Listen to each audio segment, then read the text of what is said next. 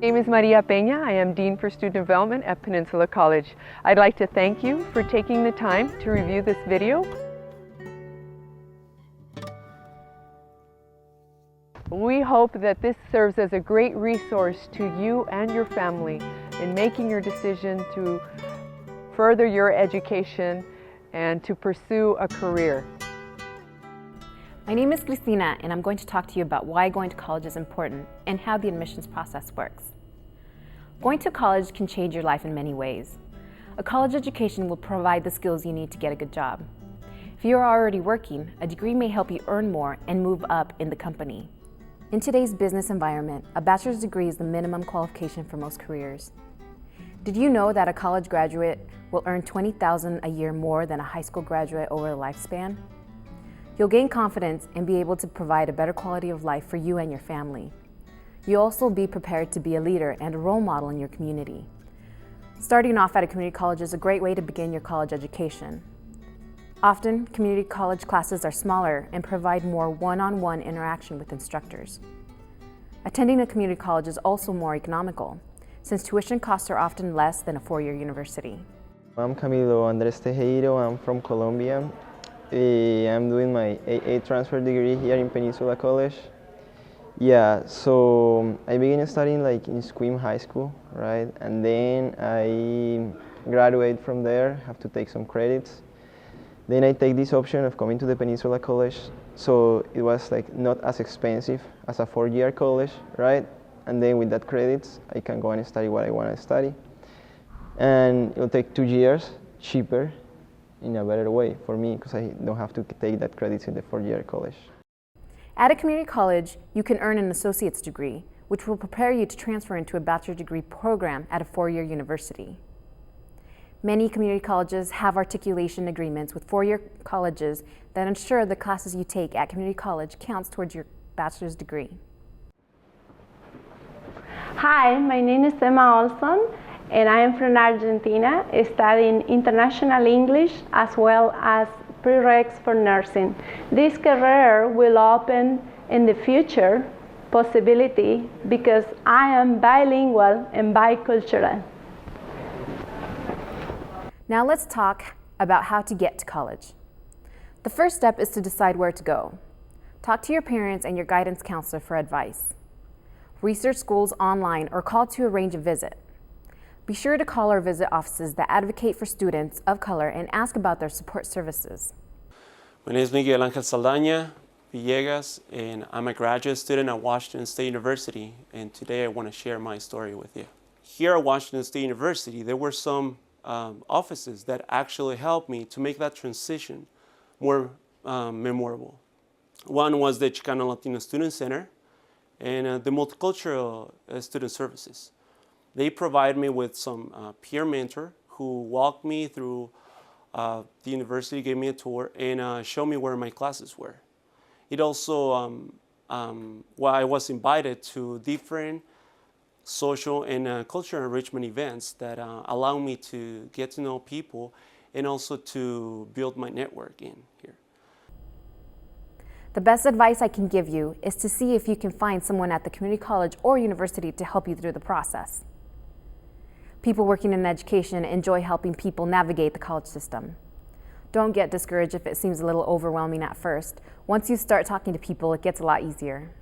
Well, just like anything else, when you first start off, you tend to stumble around a little bit. You're in an unfamiliar environment. For the most part, the advisors were there. The professors were patient enough to know that, this is the first-time student and they have a little difficulty. All the services, pretty much the individual attention. I've had services also from the Department of Veteran Affairs, which was there to help out a lot, quite a bit. And of course, you have all the faculty that's there to help you out, whichever the case may be, whatever department, it doesn't matter, they're all there to help. Starting from financial aid to counseling to the Learning Center, everyone was always so helpful and made it easy to just get things done. The most important tip is to start with the process and stick with it. Before you know it, you'll have a degree that will mean the world to you, and that's really exciting. My name is Narciso Marcial, and I'm an immigrant from Mexico, and I came to this country to improve my life. And I have a family of two daughters. One is in the university in the state of Illinois, and my second youngest daughter, she's in our local community college in the state of Washington. And I came to this country to improve my life so that my kids will have a better life, and now that they're in college, and I hope that their kids can also continue going to college, because I know that will be a better life for them in their future. All colleges ask the same basic information, like your name, address, academic interests, and general background information. Community colleges may require you to take placement tests that assess your math and English skills. Four-year schools may require tests like SAT or ACT, writing samples, and personal statements in addition to the application form and fee. It's important to read the instructions carefully and submit everything by the deadline date. Hello, my name is Jesus Martin. I work for the Office of Student Financial Aid and Scholarship Services. These are big figures, so how do I pay for these costs? These are the types of financial aid that you could receive. The first is free money. These are the grants, the tuition waivers, and the scholarships. We also have work study. This is an opportunity to work and get paid. Jobs include office administrative, manual labor, technical, laboratory, food services, and etc. You also have loans. This is money that is borrowed and repaid with interest. Students will have 6 to 9 months after graduation to begin repayments. Most loans are paid over a 10 to 15-year period. So who qualifies for this money? All students who are U.S. citizens or eligible non-citizens. Unfortunately, if you are a 1079 student, you will not be able to submit for federal or state aid, but you do have other options for financing and education. You must pursue a degree, and everyone who meets the first two criteria qualifies for financial aid, no matter how much money your parents make. So the next question is, how do I get this money? You start by filing a FAFSA, which is a free application for federal student aid. You must file the FAFSA each year to be considered for financial aid, including loans. The FAFSA must be filed after January 1st. You would go about filing a FAFSA at www.fafsa.ed.gov. So back to the 1079 student question. To be considered a 1079 student in the state of Washington, you must have resided in Washington State for the 3 years immediately prior to receiving a high school diploma and completed the full senior year at a Washington high school, or completed the equivalent of a high school diploma and resided in Washington State for the 3 years immediately before receiving the equivalent of the diploma and continuously resided in the state since earning the high school diploma or its equivalent. You will not be able to file a FAFSA, but don't worry, as there are many scholarships to help pay for college costs. There are even some community colleges and universities whom have funds set aside especially for students who do not have access to state and federal dollars. So where are these sites? Well, actually, for scholarship resources for Latino and Latina students, there are many sources for scholarships to help you pay for college. These include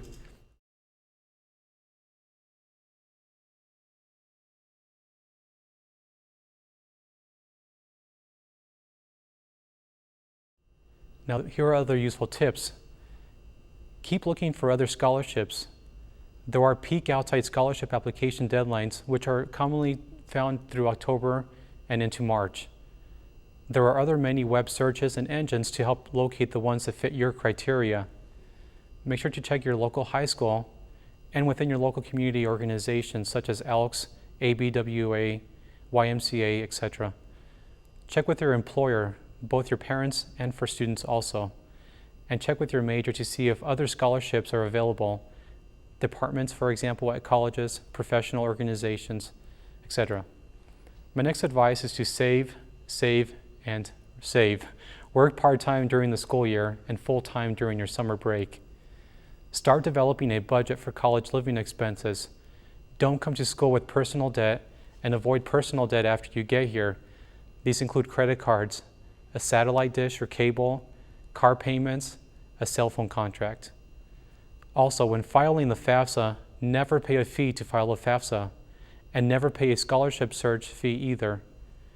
To summarize all of this, Start to explore for your scholarships early your senior year.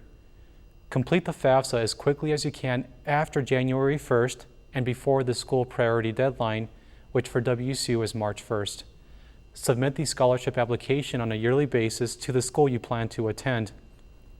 Submit any forms the office requests from you. Have you thought about going back to school?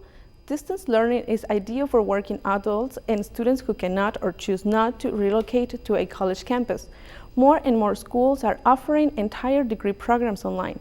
Make it possible to balance your college studies with work and family commitments. Well, it kind of puts you in a position where people look at you differently. It kind of inspired a few more people along the way. I mean, some of my coworkers started taking online courses as well. And I'm hoping that, it catches on and it sets a good example. My wife also started online schooling as well. And hopefully, it'll catch on with my kids and maybe set a good example for them to follow. In the past, the phrase distance learning described correspondence courses or courses completed by mailing tests and assignments to your instructor. Today, distance learning primarily consists of online courses. In a typical class, students are expected to log on to a secure website at least once a week to type responses to questions from the instructor and other students in the course. Materials may include books, CDs, and virtual lectures.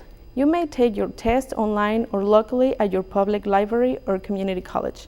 You can also track your grades and student accounts, receive technical support, and access student services on the web.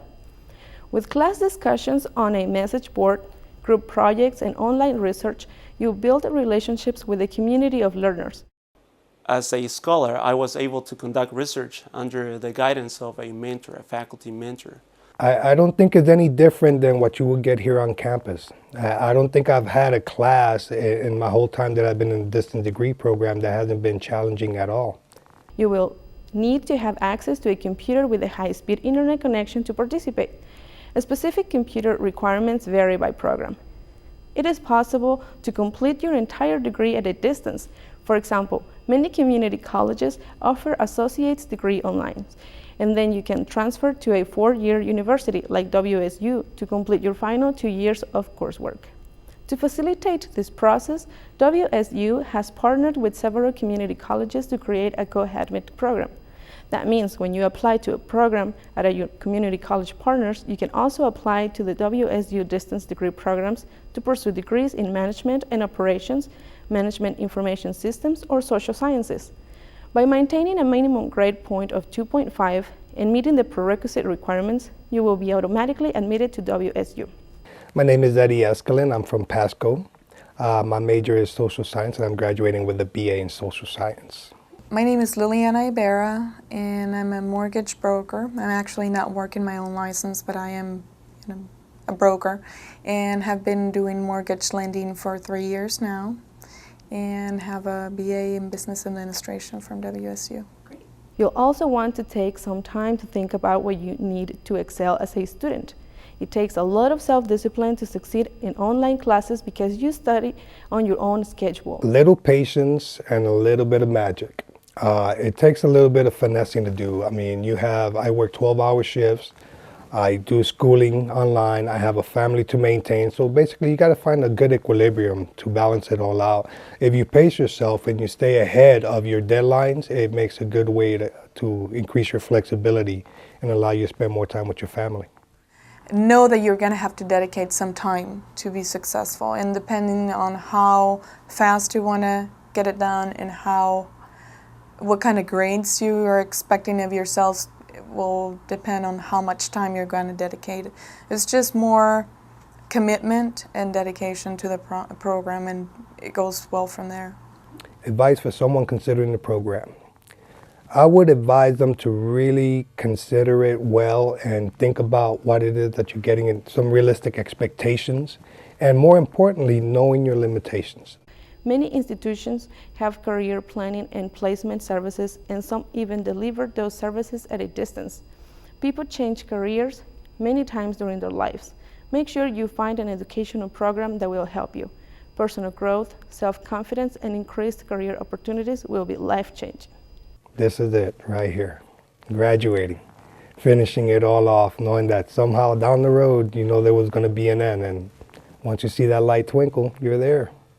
My name is Daniel Flores, and my major is in management and operations with a minor in human resource. And tonight when I'm walking across the stage, I'll be thinking about all the family that helped me get here, all the people that helped me get to where I am today, and all my successes after I graduated college and working at Philips corporate office in Bothell, and you know, starting my next chapter of life. So, thank you. This experience really symbolized my desire to continue with my education. In 2005, I graduated with my bachelor's in science and mathematics with emphasis in theoretical mathematics. And in 2007, I graduated with my second major in Spanish, and now I'm working my master's in education. I plan to present on July, and so that I'll start teaching as soon as I get my master's. Hello, my name is Santiago Musso and I'm from Caracas, Venezuela. Hi, my name is Catalina Musso and I'm from Bogota, Colombia. Years ago, we made a decision to come to school and get degrees. I first went to school and obtained my nursing degree. Being bilingual has opened many doors for me. I now work at a hospital, love what I do, get great pay, great benefits. And during those years when she was going to school, I basically supported her financially and mentally. And now she's basically doing the same thing for me. I'm working on my bachelor's degree in management. I get to play soccer in a very competitive program. And our family is getting ahead as a result. And this is going to be a great example for our son, Nicolas.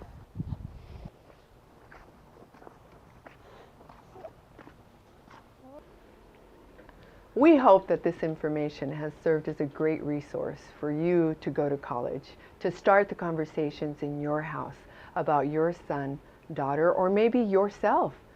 There is a college or university near you to help you to address the questions that you have in order to go to college, either face-to-face or online. In ever-increasing numbers, there is a demand for Latinos who are educated, bilingual, and bicultural. We hope that you, or your son, or your daughter is the next college student in your family.